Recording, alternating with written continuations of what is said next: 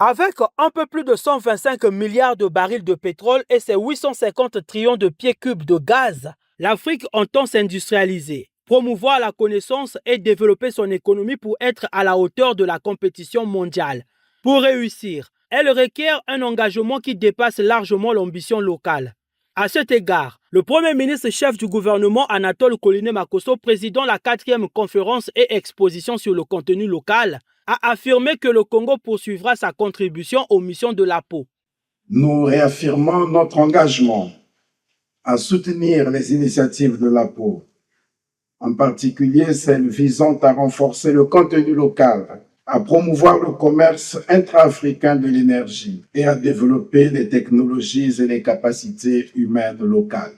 Le message que je porte devant vous, au nom de son Excellence, Monsieur le Président de la République, est simple.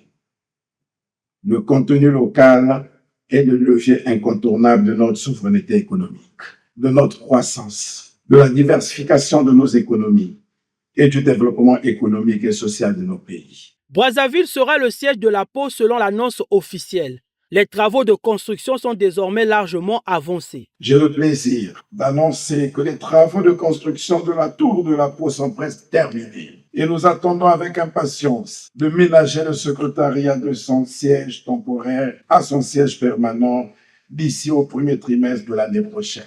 À ce propos d'ailleurs, le ministre des Hydrocarbures, après une visite d'inspection du bâtiment du siège de l'APO, m'a informé que celui-ci est prêt à plus de 90%.